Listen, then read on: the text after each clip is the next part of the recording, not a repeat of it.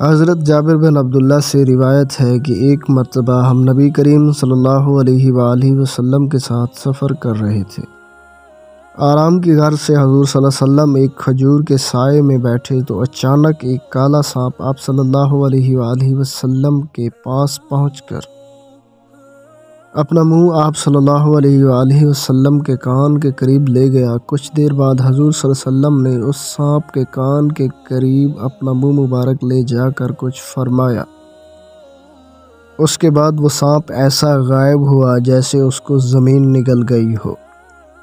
ہم نے عرض کی یا رسول اللہ صلی اللہ علیہ وآلہ وسلم، ہم اس سانپ کو آپ صلی اللہ علیہ وسلم کے قریب دیکھ کر ڈر گئے تھے۔ آپ صلی اللہ علیہ وآلہ وسلم نے فرمایا کہ وہ جانور نہیں تھا بلکہ جن تھا۔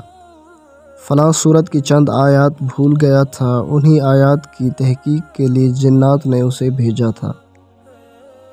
تم لوگ موجود تھے اس لیے وہ سانپ کی شکل میں آیا۔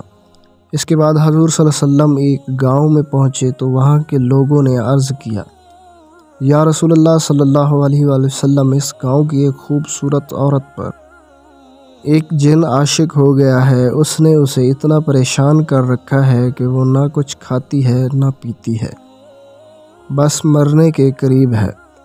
حضور صلی اللہ علیہ وآلہ وسلم نے اسے پکار کر فرمایا اے جن، کیا تجھے معلوم ہے کہ میں محمد صلی اللہ علیہ وآلہ وسلم اللہ کا رسول ہوں؟